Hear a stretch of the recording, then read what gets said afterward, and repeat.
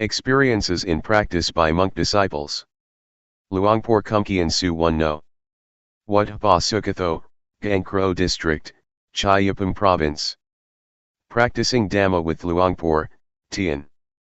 In 1965, a meditation center at the Budayan Forest, in Lahi Province, was renowned. Everyone knew that Luangpor Teean had established it. It was said that people who studied and practiced there would realize and really see the truth. There would be no more doubt about death and rebirth, about heaven and hell, about path and fruit, attainments. Some people persuaded me to take a look at it, because at that time I was trying hard with the Buddha meditation method to get peaceful, which I was reasonably successful at, but I still had doubts about death and rebirth, heaven and hell, path, fruit and nibbana. This made me think of Luangpor Teean all the time. I kept looking for a chance to meet him. Before Luangpor Buntum, who is a relative of mine, ordained, we had talked together about meditation. When he ordained, he went to practice with Luangpor Teean, beginning on 1966. At that time, I hadn't ordained yet. I had the opportunity to practice the Dhamma with him at the Budayan Forest in Lahi. He taught the rhythmic meditation and walking meditation. At that time, I didn't like the rhythmic meditation very much. I was used to practicing Buddha, to sit still, and I was able to make the mind peaceful quickly. But Luangpor taught not to go for peacefulness. He taught to be aware all the time, to know the movements while doing the rhythmic meditation and not to get caught up in peacefulness. It was opposite to the method that I had been doing. Sometimes, I didn't feel like doing it. There was lots of resistance in the mind. Luangpor explained and showed me how to do it. The things he would talk about, his knowledge, I didn't have yet, I couldn't do it yet. Luangpor said to throw away my knowledge and my way of practicing, this produced misgivings. Sometimes he talked in a challenging way, saying, "How much money did you get a month, when you were working?" I answered, "At least 1,000 baht." "All right," said Luangpor Teean, "you come here to practice Dhamma, to do the rhythmic meditation and to do walking meditation in order to be aware. If you don't get any knowledge, if there is no change in your mind, different from before, I will give you 1,000 baht as compensation. But you have to really practice and follow my instructions completely." That's what he said to me. Maybe he saw that I had a lot of views. In the end I decided to do it. I had come already and I'd try it out. I tried to go against my original feeling. I determined to practice the rhythmic meditation to give rise to Sati Sampajanya. When one builds up awareness, awareness is what one gets. I practiced continuously. When thought would arise, I would be aware of it and come back to the dynamic meditation. When peace arose, I would be aware of it, I wouldn't be caught up in the peacefulness. I knew the body and mind more clearly. There was more Sati Sampajanya. I could keep up with the movements of the body and I could keep up with the mind thinking. Wisdom knowledge arose, I knew Rupanama, I knew the body and the mind according to reality, in levels within the basic stage of materiality mentality. There was a shift in the mind, different from before. Doubt disappeared. I understood the difference between tranquility meditation and insight meditation. About 60% of my suffering was gone. I felt very confident in Luangpor Teean's teaching. My previous knowledge just melted away. I used to study magic and superstition. I saw that that was just convention. The rites and rituals that I used to perform I could give up, just like that. I felt confident in what I was doing. I understood what merit and evil are. I understood about heaven and hell. I understood religion and Buddhism. It was as if I was carrying 100 kilos and 60 kilos dropped off me when wisdom knowledge arose. Practicing only that much and I felt so much lighter. What would happen if I were to practice some more? I really had a lot of confidence in this method of using movements in order to develop awareness. Luangpor pointed out the levels of practice. He said, "This is just the basic stage of meditation. Don't get attached to it and think you've got a lot of knowledge, there is still much more. You have to determine to keep on practicing. Work more with the mind and you will get to know the stage of ultimate meaning." He asked me, "Do you really see? Do you believe me, or do you believe yourself?" I answered, "I believe myself." Luangpor was clever. He taught to see the reality of life. Everyone must see like this in order for it to be right. I didn't have to look for a teacher anymore because I got the most perfect lesson in my life from a teacher who couldn't read or write. Luangpor Teean's conduct. In the year 1966, Luangpor still couldn't read Thai, he could only read Lao. He couldn't write Thai but he was diligent, both in training to read and to write, as well as in teaching disciples. I've helped him with reading many times. Whatever Luangpor taught, he would practice, he would explain things and show us how to do it. His life was very simple, sitting and lying down, eating. His daily life was orderly, he gave his disciples a lot of attention, never being worried about difficulties. He gave himself up physically as well as his personal belongings. He tried hard to use his life for others. He wanted people to really know the Dhamma. Even though more than 30 years passed, Luangpor's conduct never changed. I respect him as having been a person with the greatest virtues. This feeling will never degenerate in my life. What happened at the Budayan forest? Those who lived at the Budayan forest in those days were determined to study and practice the Dhamma together as one. There were no papers with the schedule on it attached to the doors of the monks' huts, as is the case these days. There were 20 to 30 people there, but it was just as if there was no one there. It was really quiet.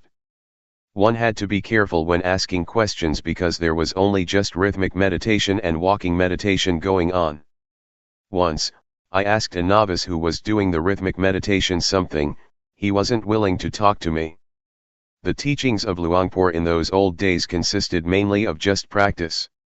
In the early morning, one could hear the sound of monks doing walking meditation and the sound of dew falling on banana leaves. In Lae province there is a lot of dew. On hearing the dew dripping on banana leaves, one knew that it was exactly 3 a.m. Everyone would get up and start to practice.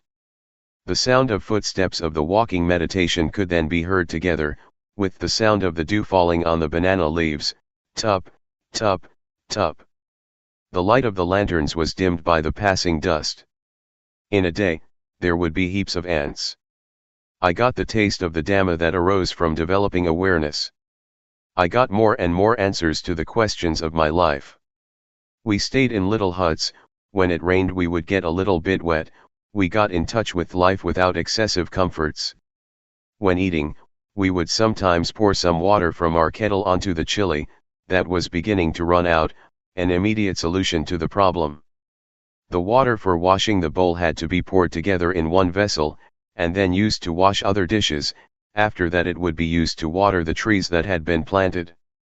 The water for drinking and bathing was about a kilometer away from the retreat place. When going to bathe, one had to find some container to put water in and carry it back. One had to fully look after oneself. The young monks, on seeing the old monks carrying cans of water back to their huts, would carry it for them. Poverty made us use life in an orderly way without shrinking back. We were not afraid of difficulties.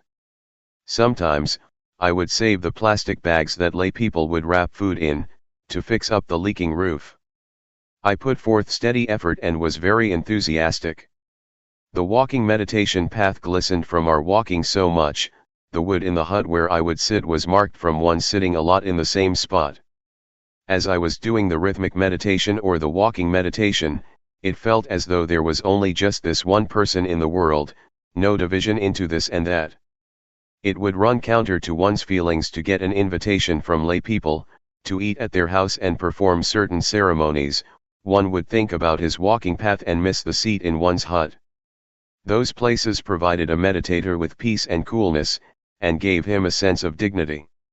One would feel proud of doing walking meditation and of the times that one would develop awareness, by practicing the rhythmic meditation.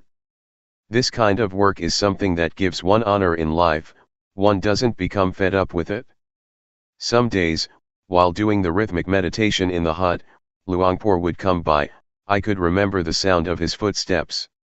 "Are you here?" "I'm here, Luangpor." "What are you doing?" "I'm doing the rhythmic meditation." "Do you see outside as well as inside?" "I don't see outside, I only see what is inside." "What do you do to see outside?" "I open the door." "All right, then open the door." When I opened the door, Luangpor told me, "Make sure you see outside as well as inside, don't only just see outside or only just inside. Keep the mind in the middle." Having said that, he continued to walk to the next hut. I understood that Luangpor talked the language of the mind, that looking at the body and looking at the mind, working with the mind, must be like this. To get caught up in thought is wrong, the mind going out too much is wrong. One should be the observer. Whatever arises, watch it with the inner eye, that is to say, with awareness and wisdom. Don't want it, don't be it. In the morning and the evening, after the chanting, Luangpor used to give instructions. There were no tapes to listen to or books to read, we would only hear the teachings of Luangpor, and we would get to know the stages of practice that would arise in the mind from developing awareness. The mind would change progressively, one knows and sees by oneself. The words of Luangpor, in Dhamma language, that point things out, together with his diligent practice, made us realize that it is possible to understand, find, and see the Dhamma. It can be done. One can be liberated. The short interviews were not just thought-out questions, it was coming from experience, the results of meditation. It had nothing to do with reflections or analyses through reasoning. Rather, it is a fixed law of nature that exists already. It starts with rupanama, real things that actually exist. One gets energized continuously until there is not more ground for suffering to arise. There is not self anywhere. Luangpor taught just this. He pointed it out clearly, just as if he would take us by the hand, not letting us think and guess about it. When suffering doesn't have a base, it dries up, it doesn't sprout anymore. When the end of suffering is reached, there is nothing further to do. It is called according to reality, the remainder-less extinction of Namarupa. I'm not sure whether this is in the scriptures or not, I'm talking according to actuality. It cannot be termed otherwise. Luangpor's teachings pointed this out crystal clear. It's not that he just taught in order for us to understand intellectually. He taught to be. For example, a leech that sucks out blood. We didn't see it before, but when conditions are such that it drops off, we see it and we feel disgusted. But when the leech was stuck to us, we didn't know. This is similar to defilements in the mind. We give them the free hand as long as we don't know and understand. When we know, see, and understand them, they slip off. We feel in the same way as with the leech. When we are disgusted, we know, and then there is no need to ask anyone. Our lives come to an end at this point. We begin to study and practice the Dhamma with the form of rhythmic movements and walking meditation, developing awareness. I don't know whether other forms or methods are like this, also. I hold to this principle of developing awareness, using movements. Luangpor is my teacher. Whether this method can be found in the scriptures or not, may those who are intelligent reflect on it by themselves. What I've been writing so far is only just a small part, there is still much more, but it is not appropriate to say too much at this time. I guarantee that one day, if you have time to do the rhythmic meditation and develop awareness through walking meditation, Looking at the bodily movements and the thoughts in the mind, knowing them in time, able to chase and catch them, your existing problems and condition will confess and surrender because there is evidence. Those things will no longer harm you. You will become free. Life will be deathless, beyond birth, old age, sickness and death. The teachings of Luangpor spread gradually and continuously, until they reached the capital and went abroad. As long as there are human beings on this planet, of whatever nationality, if one studies one will find it just the same. I invite you to go ahead and study, whether you can read and write or not is not important. When Luangpor was very sick, he still kept teaching. He really dedicated his life to others. At the time that Luangpor had not yet ordained, he tried his best to let everyone see what he had discovered.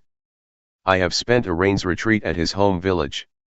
The old people there, as well as the young, told me about it. Not only that, but I've seen small well-built huts, 20 or 30 of them, built with his own money, so that people could practice. Also the food, which he would take care of by himself. When Luangpor was still a layman, he was rich and held a good position. He was an important trader in Chiang Khon district, Lae province. He had a big steamboat to take goods along the Mekong River. He would go as far up as Luang Prabang, Laos, and as far down as Nakhon Phanom, Thailand. In those days, one could freely trade between Laos and Thailand. On both sides of the river, people knew Nai Hoi, the trader, Teean. His real name was not Teean, it was Pun, but it was a tradition of people around there to call people according to their firstborn child. People thought it offensive to call someone directly by one's name. If we would call him Luangpor Pun, those people would take that to be a lack of respect. When Luangpor was a layman, many people respected and obeyed him. He was the headman of the village, and he used to be the leader in merit-making ceremonies. He offered enough money to build a whole temple. There are many things about him that haven't been mentioned. I don't mean to boast with these things. He was just an ordinary person like us, but he was someone who was able to discover the truth in this time and age. We should take him as our example.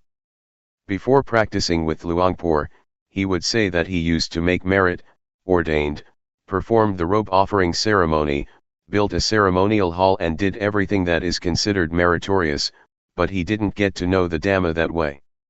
This made me think, hey, I didn't do as many meritorious things as Luangpor, I probably don't have a chance to know and see the Dhamma. But, in fact, it is not like that. Rich people as well as poor people can know, if one really practices and experiences bare and full awareness for a long enough period. Luangpor has been insisting on this all the way through. He challenged everyone and encouraged them to try it out and verify it for themselves. I would like to say that the reason I am a disciple of Luangpor is not because of his biography, not because of his external behavior, not because of hearing his words, or because of what people said about him. But it was because I tried out the method of developing awareness by using movements, and many, many results followed, until, in the end, there was nothing left of the word suffering. This was because of practicing according to Luangpor Teean's method.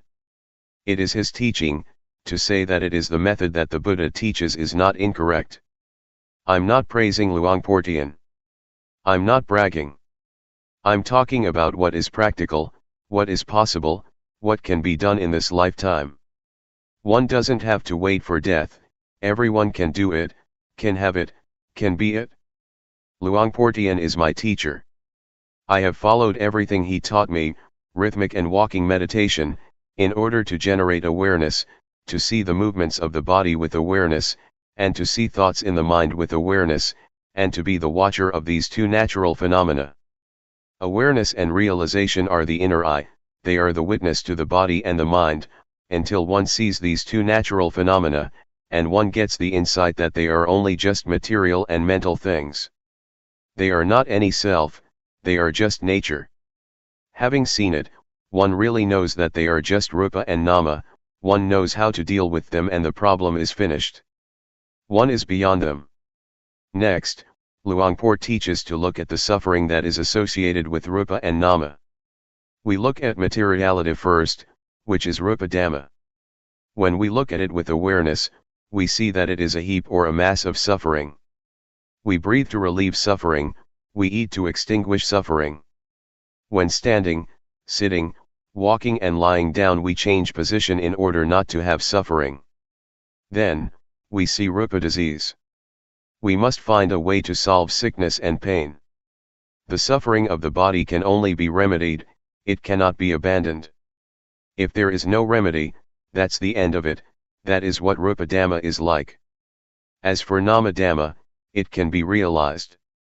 We watch the states of the mind, just as if we're sitting in a room that has windows, whatever arises, we see immediately. Originally the mind is in a state of normality, but objects come floating in, they are like guests. One sees gladness and sadness. One sees the mind that loves, gets angry, has greed and is deluded. One sees all of it because one is the watcher. When we look, we will see, and on seeing we can let go. One doesn't become the object of mind. This is not the same as watching materiality. The suffering of rupa cannot be abandoned, one can only lessen it. For example, when one is hungry, one eats to solve the problem, one cannot abandon hunger. The mind is not like this. The things in the mind can be completely abandoned, one can let go once and be rid of things for the rest of one's life, until there is no more birth, old age, sickness, and death. If we put our attention on the right spot, it is not difficult. It is just like a key that fits its lock. One can unlock it right away without wasting time.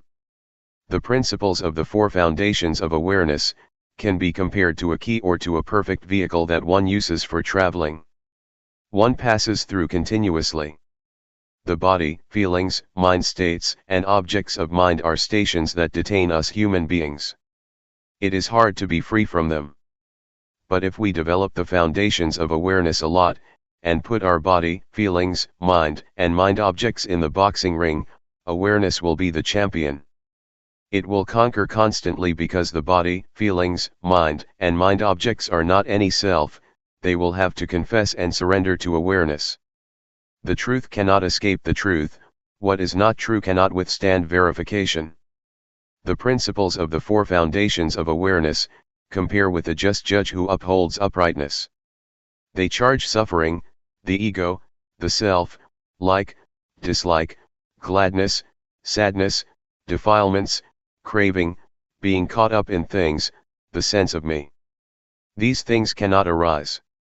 One could say that the foundations of awareness are the contraceptive medicine to control the birth of suffering.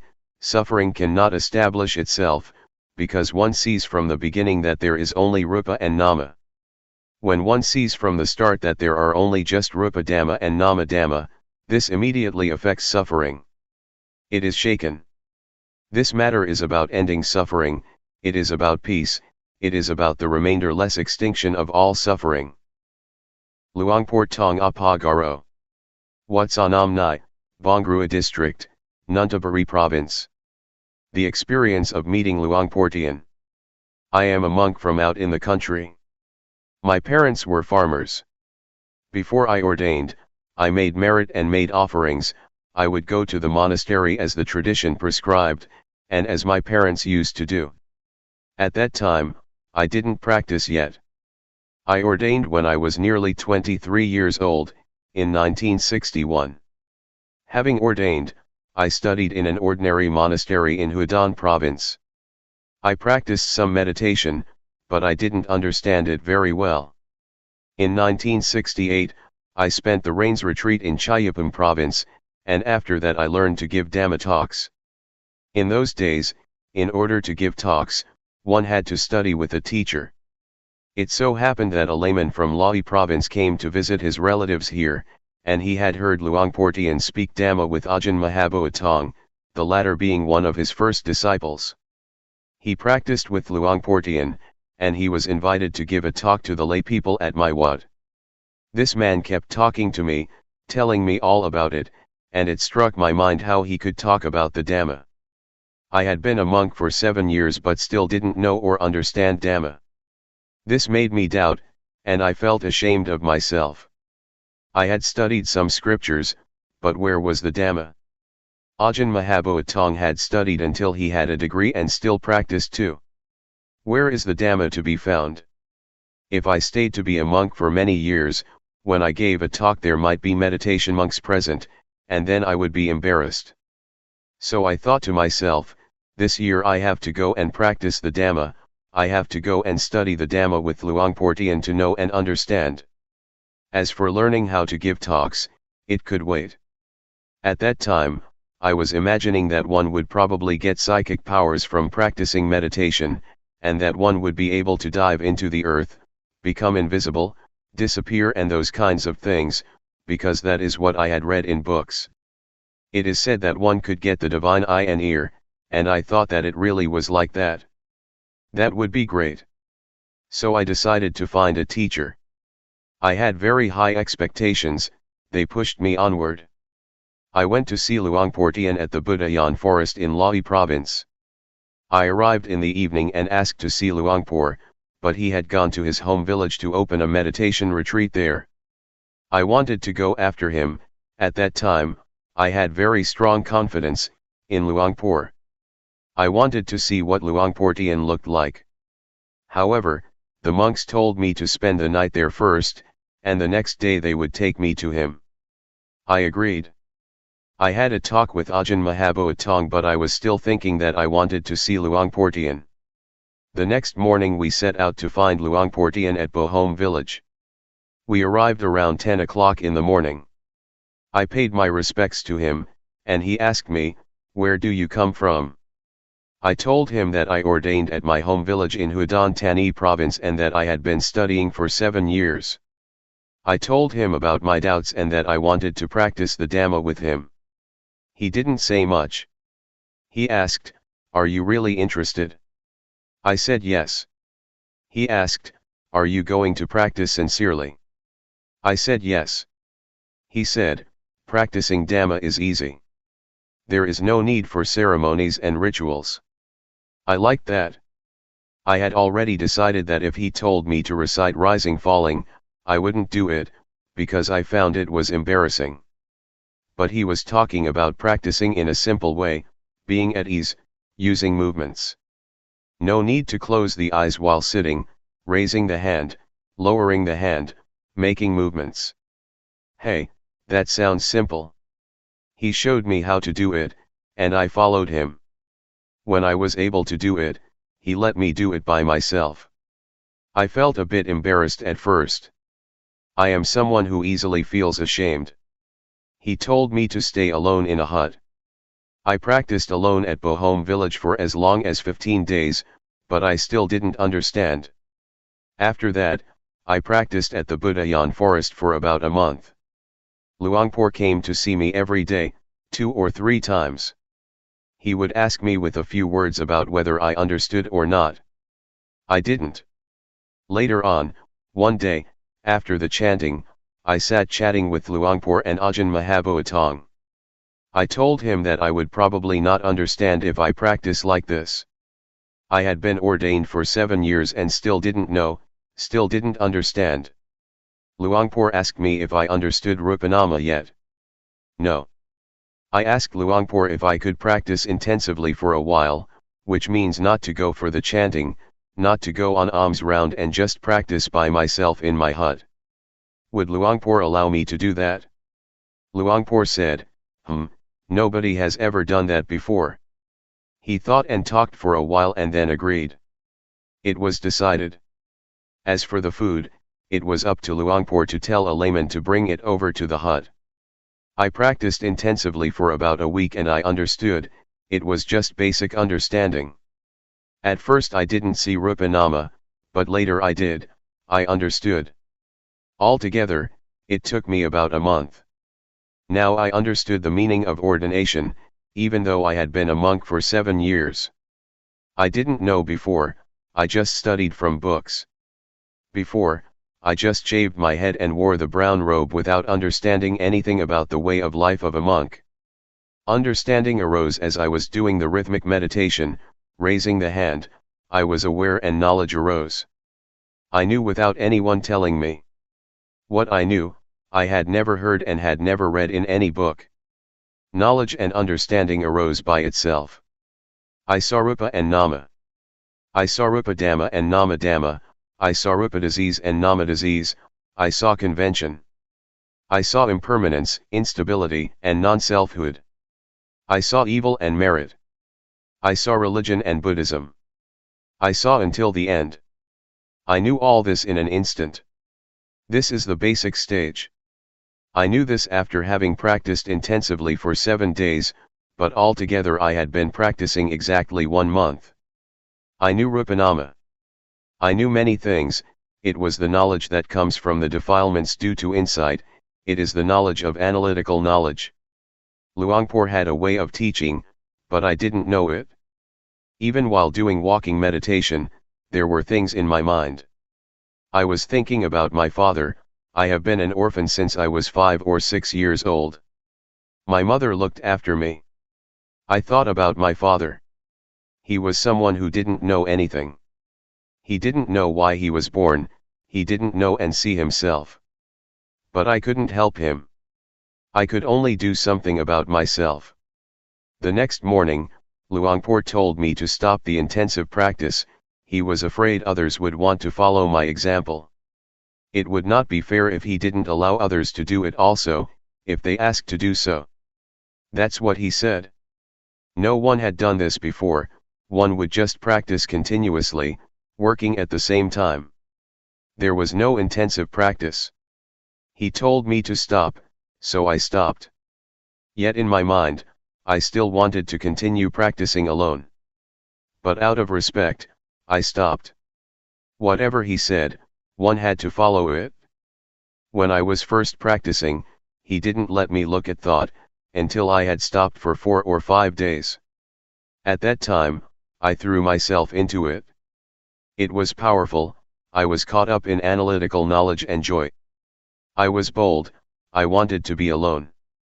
I was not afraid to have a Dhamma discussion with anyone, no matter how many degrees he might have. I knew the matter of materiality mentality well. I had never experienced something like this in my life. This is the way it is. The Buddha teaches what it means to be a monk. Even though one has ordained and studied, if one doesn't practice this, if one doesn't know and understand like this, it can be taken that one hasn't ordained as a Buddhist monk. Before, when studying the scriptures, I thought that it was just a matter of the past in India. Luangpor asked me, when it is like this, can you go back home? I said, I can, I'm confident to speak with the teacher. My teacher had been a monk for over 10 years and had studied the Pali language, he was a preceptor and the head monk of the vicinity. He had a lot of theoretical knowledge. Luangpor wanted me to go and teach. I felt that there was something unfinished. At that time, I had only just started. Why did Luangpor say that? I guess he had a reason for it. Luangpor wanted me to talk with my parents and relatives, he wanted me to talk with them about my experience. That's how it was in the old days, but now he has changed to another style. But I'm not like other people, others Luangpor would urge on. At that time, I had ordained exactly 7 years. Venerable Mahabodh Tong was one of the first disciples, later Ajahn Kumkian, Ajahn Buntum and Ajahn Somai came, they followed each other closely. After this, Luangpor had me look at thought. When one first sets out to practice and one knows and understands materiality mentality, almost everyone gets caught up in analytical knowledge. Some people experience strong feelings of rapture, others don't. Luangpor didn't let them watch thought, if that was the case, instead he had them do work. Others he just let be. But he said not to be interested in thought, just let it go. The mind was thinking all sorts of good things and ideas, about the future as well as the past, thinking about teaching people, but Luangpor said not to follow it. He said to let the thoughts cool down, let them come to rest. Luangpor taught with a kind of psychology, he had a way to watch people's minds, to watch those who came to practice. He would ask, "How are you? Is your mind good or not? Is there something in your mind or not? Is your mind in its original state or not?" When the mind was in its original state, just like there was nothing there, not knowing or seeing anything at all, he would tell that person to watch thought. The Buddha was enlightened because he worked with the mind. To watch the mind with awareness, one has to look right here. Luangpor advised to look at this place. He said, "No thought and let it go." He had us do the rhythmic meditation, to be aware of movements and to watch and see thought. That's about all he said, and then he would vanish. I watched thought for 9 days and I saw objective matter, ultimate meaning, and changing conditions. It was in the evening that I saw it. There was a change in my mind. When I saw Rupanama there was another kind of change, but on seeing ultimate meaning, there was another change. I felt very confident at this point. I realized that I was a noble one. Being a noble one is to be found right here. It is not to do with shaving the head or wearing brown robes. I saw that it was right here. Luangpor taught whoever came to practice to look at the mind, to watch the various thoughts. When there is a change in the mind, everyone should know and see it. This was his method of teaching. He would ask the practitioners what they saw and understood. We would inform him that we knew or understood ultimate meaning or whatever it was. Formerly, I understood that in order to be a monk, a noble one had to shave the head, wear brown robes and stay at a monastery, but now, I understood that anyone can be a noble one, women as well as men. One can wear clothes of whatever color, one can have any nationality, speak whatever language or uphold any religion. This was not yet clear when I knew Rupanama. I understood it but not yet clearly, but on seeing ultimate meaning, awareness was more clear and I saw things that were more refined. I looked at thought until I understood ultimate meaning and various other things. Luangpor advised me to watch thought and to cross over to ultimate meaning. Another change took place. I saw greed, hatred, and delusion, and after that there were more changes. I understood and saw in stages. I understood sickness and death, heaven and hell, evil and merit. But I didn't know in the same way that Luangpor knew. Luangpor knew in stages, but my understanding was different. It wasn't long before the mind changed a third time, and it changed completely. I saw greed, hatred, and delusion at the same time as objective matter, ultimate meaning and changing conditions. After that there were insights continuously.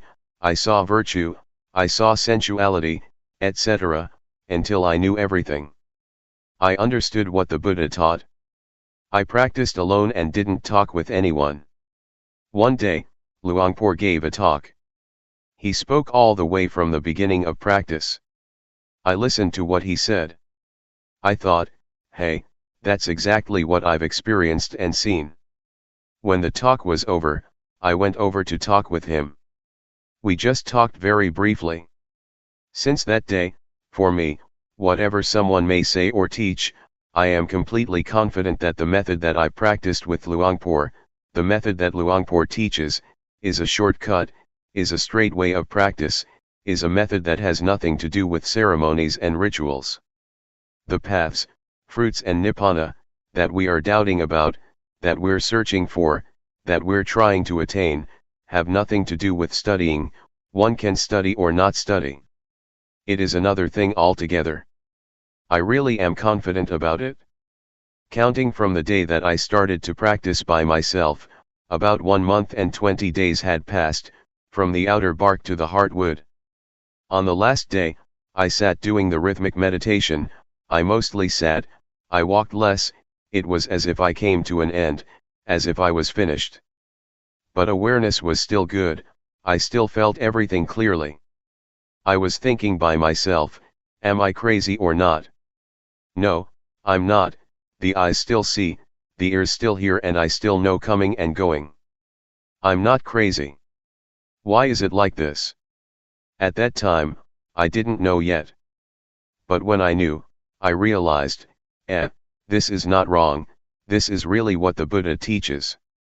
I went to talk with Luangpor and informed him that it was like this. He said, birth has ended, being has ended, the practice has finished. Luangpor used to say that, the Buddha cut his hair only once and that the Buddha kills people, but most of us don't understand these comparisons, we don't know what has been cut. But when I experienced it, I knew that things are like this. When I talked with Luangpor, we didn't talk very long, when I knew, he just let me go. During the last stage that I was watching thought, I looked at my mind changing continuously, in periods, in stages. But there must be an object to know, if one knows without an object to know, if one knows absent-mindedly, it shows that it is not right, it is still wrong. There must be an object constantly, one has to see constantly. I completely understood about the training in virtue, the higher training in virtue, the higher training of the mind and the higher training in wisdom. I knew all of it. But I cannot speak in the same way that Luangpor did. The way he used to talk was that things have to be like this and like that, but what I saw was more like an immediate liberation. Luangpor has another style. It goes in stages. My way is different. Altogether there were 5 shifts in the mind, it happened very quickly. With the last one, I knew the state of arising passing that Luangpor used to talk about. They say, the eye sees a form, it arises and passes. One hears, it arises and passes. Something comes in contact with the body, it arises and passes. This is what's in the scriptures, anyone can say it, but this has nothing to do with the state of arising passing. It is something different. I can really guarantee this method. At this time, with Luangpor having passed away, I can insist that the principles of the method that Luangpor teaches are right. If one really practices, one will get results, regardless of who it is, one can be ordained or not be ordained, it is not connected with having accumulated virtuous qualities in the past. It doesn't depend on anything. This is something different altogether. That's the way it is. Practicing intensively in order to be aware, these are just words. One keeps to oneself, one doesn't talk with anyone, one is alone in one's hut, practicing awareness will become more continuous.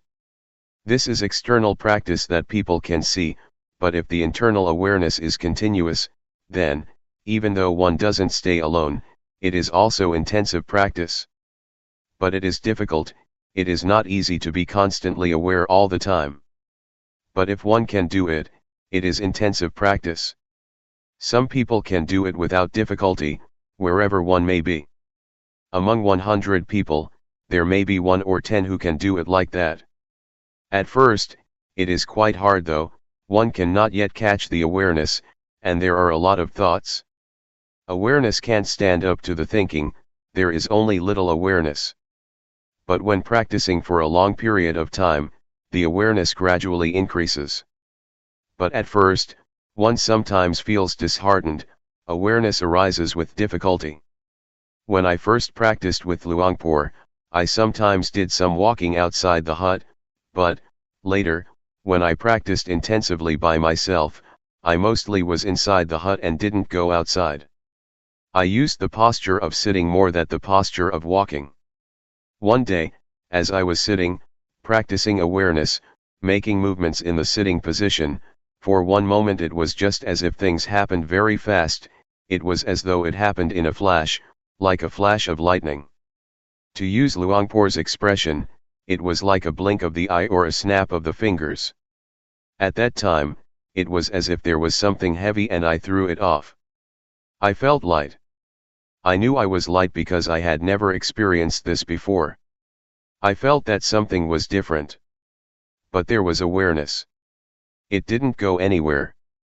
I knew that there was lightness. Awareness was stable all the way through, even while being asleep, I knew. When awareness is perfected, dreams during sleep will become less or they might stop altogether. Ordinarily we think a lot, but when we develop awareness, thought becomes less and less. In the scriptures, it is said that noble ones, or those with awareness and wisdom, don't dream, this is talking according to the books. In the daytime we think and at night we dream. One knows one is dreaming, it is similar to thinking. One knows, sees, and understands it, and so one knows at the time that one is dreaming. Developing awareness through making movements with the hands, if we find that it is not convenient to do so, we can be aware of other movements such as blinking the eyes, breathing, or whatever. Awareness can be practiced in many ways, it is universal, it can be applied to our duties and our work. But what is important is to know at that moment, knowing within oneself. We make a movement or we take hold of something. Know what you are doing. There must be one point or other to know, without having a focus somewhere, we can't catch awareness. The knowing is the most important. If we are aware of some part of the body, we will automatically know other parts that are moving because they are connected. If there is awareness within, one knows while working. It is like turning on the light, suddenly there is brightness. It works at the same time. It connects. Just like a tightrope. When it is cut, everything jerks. We should train our minds to be with awareness and watch our thoughts. Never mind if the mind thinks. It is not that we try to stop thinking. Go ahead and let it think. But look at it. We are just the observer. Observe it continuously and let it go. Trying to train like this, one will make gradual progress, until one reaches that point. All things arise from a cause, things pass because the cause is no longer there, that is what monks teach. But we don't know what the cause is. The monks teach cause condition, object condition, etc. There is a point where causes are finished and conditions are finished. We don't know where they went. No one followed to see what happened. Whether one knows or not, one doesn't see it. We shouldn't call this point the end, because it would be encouraging people to do evil. It would be misunderstood by people who still don't have enough understanding. Therefore, the way of teaching must be a skillful one. Luangpor said, "There is no coming and no going." One can say as much as that. If we were to say that there is no life after death, it would just be the end of the matter, and people wouldn't do anything. They would call it wrong view that one who does good doesn't get rewarded, or doesn't get merit from meritorious actions. There is no heaven and no hell. This is a wrong teaching. There is no coming and no going, reflect on it yourself. It's up to you to figure it out or not. Study it for yourself, know, and see, and be it for yourself. That is better than what someone else might say. When you are and have this knowledge, you will be at ease. Others may want to be reborn. That's their business, but we don't come from or go anywhere. We stay here. In reality, if we understood what the end of life really is, we would be at ease. Everything would be done easily and in comfort. But as it is, we don't understand, so we act out of not understanding, we act in an ignorant way. To act with knowledge is different. There are people who know, but people who don't know still don't know, even when they practice. They are not sure and not confident. But for someone who knows, whatever happens, he or she is sure, whether one practices or not, one is confident. Because one knows. One can practice or not, it really is very simple. The Buddha teaches to practice simply. When we get to that point, we see that the Buddha's teaching is very simple. It is so simple that nothing remains to be said, or there is nothing left to teach. What is there to get? There is nothing to get. Putting it simply, the Buddha teaches to stop, doesn't he? He teaches people to stop. But we don't stop. We're not willing to stop. When we stop, it will be finished, there is nothing. But the body still goes on living, one still eats, one still does various duties and practices, the body still moves. But inside, there is stillness, there is not wanting, there is coolness. It has stopped, it is enough. We could talk in terms of path, fruit, and nibbana, or whatever. There is not birth, there is not death, there is not aging, there is not sickness, there is not going, there is not coming. These words are convention, words spread out and enlarge. So, may all of you be able to train yourselves and prepare yourselves. Try to let appear that which exists already, and when the time comes that the breath stops, it will really be very easy. Ajahn da Sammakatho. Wat Buddha Yanuntaram Monastery, Las Vegas, 5320 Kell Lane, Las Vegas, Nevada, 89156. Presently living at Redding Meditation Center. www.reddingmeditationsociety.org. The path that is a path. The word path here doesn't mean a path on land, in the water, in the air, or a footpath, but it means a path to be traveled by the mind. From suffering to no suffering. From problems to no problems. From darkness, complexity, and confusion to brightness, peace and coolness. The Buddha is only the one who pointed out the way, Akatha Aro the Takatha. Whether one travels on the path or not, depends entirely on the individual who chooses to travel the path. Whether one acts, speaks, and thinks in a good or bad way, is a personal matter. Whoever practices in accordance with the teachings that the Buddha introduced, will inevitably be someone with brightness, will make progress in life and in work, and will not create problems for society. By contrast, whoever has no interest in the teachings of the Buddha, will experience suffering and will drop into darkness and delusion. Such a person doesn't know the direction that life should take. Such a person is ignorant of what is what, and harms both self and others out of delusion and lack of understanding, through bad behavior in body, speech, and mind. Such a person is under the influence of greed, hatred, and delusion. Described in the biography of the Buddha, as well as before the time of the Buddha, some practiced physical torment of self, and it was widely believed that the 7 or 8 absorptions were the highest of attainments. The Buddha saw that such was not the way to completely escape suffering, it is just a way to temporarily become peaceful or to subdue oneself, like putting a rock on top of the grass. The Buddha rejected those methods, and sought the way out by working with the mind.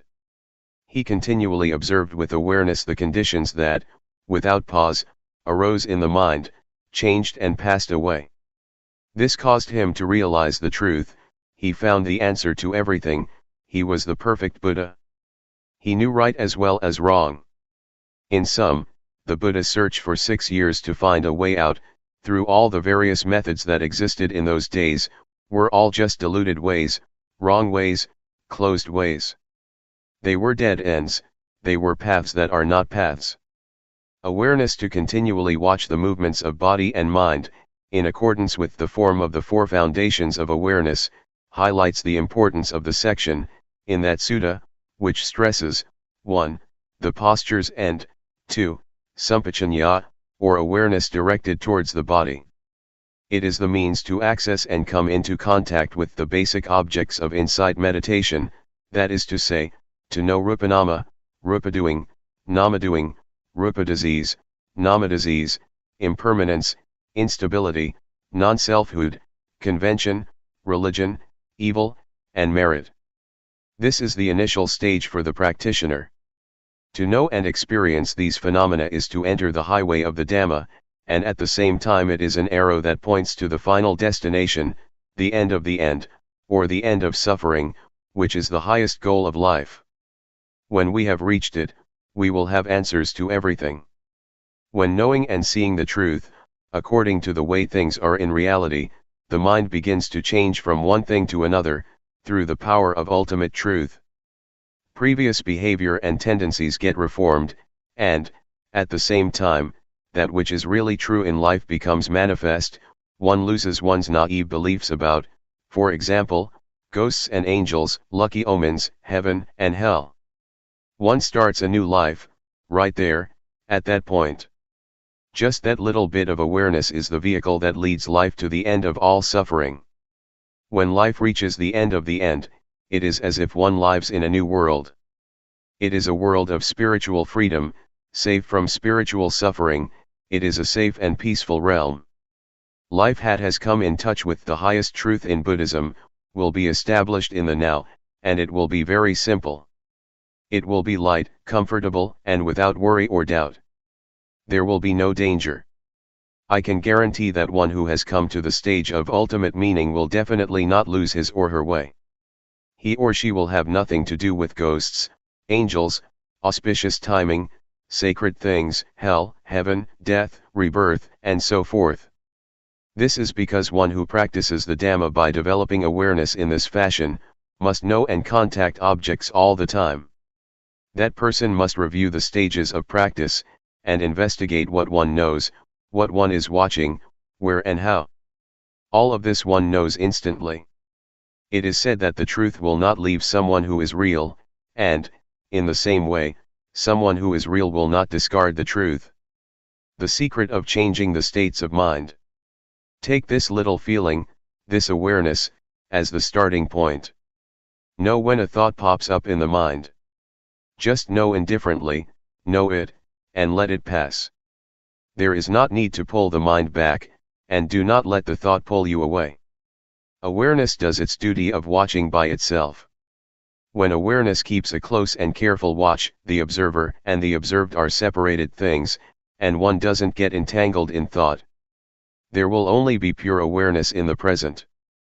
At the moment that there is not greed, hatred, or delusion mixed up with the feeling, one will automatically know from deep within the mind that, a change in the mind has clearly taken place.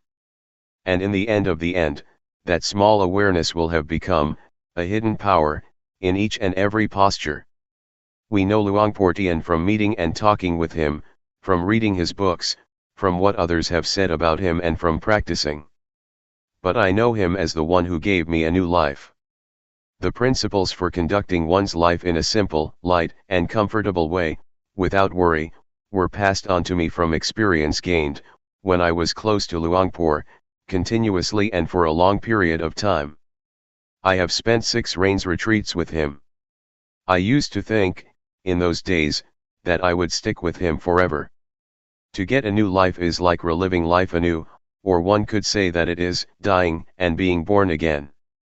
Dying before death, being born again, my being born in the Dhamma, approaches now its 15th year. At present, life is in its teenage stage in the Dhamma. I'm not much attached to places or people. I feel that my experiences of life are very little. It's not yet enough, but as far as practice goes, it is sufficient. I know what to do, and I don't suffer. Let me go back a bit. Formerly, when I went to see Luangpor Teean, I thought I would dedicate myself to him, whatever he would advise I would determine to do, as a lesson or an experiment. I determined this because, I had strong determination and an aspiration to prove myself according to his principles, and I was confident that this way that I had chosen was the last way out. With such determination, opposing views, opinions, and thoughts were erased altogether. I had no doubts, I had no problem at all.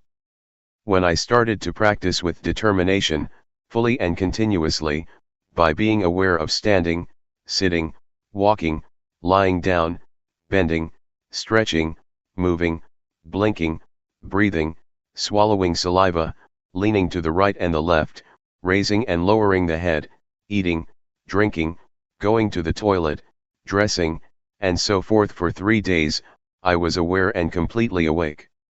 Awareness was purely in the present, there was no past or future. Materiality and mentality appeared clearly and cut off doubt. I saw Rupa as Rupa, and Nama as Nama.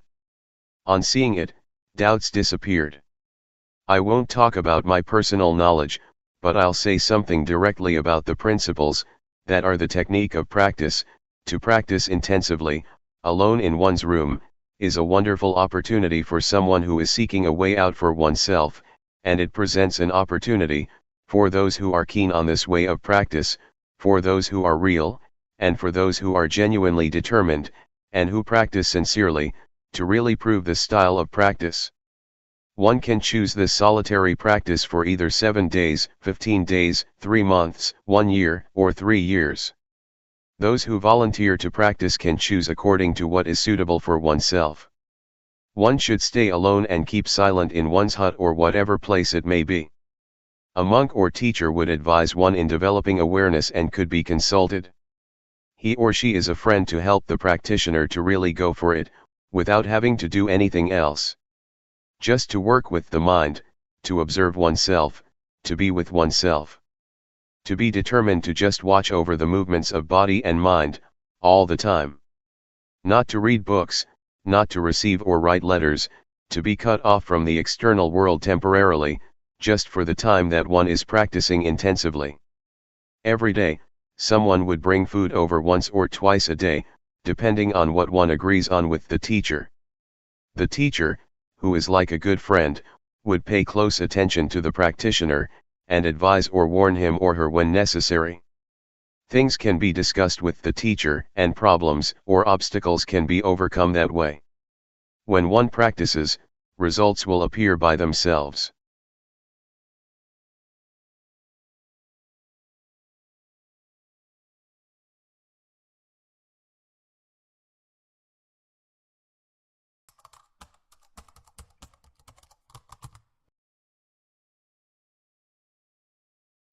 May all beings be at ease, whatever living beings there may be, whether they are weak or strong, omitting none, the great or the mighty, medium, short or small, the seen and the unseen, those living near and far away, those born and to be born. May all beings be at ease.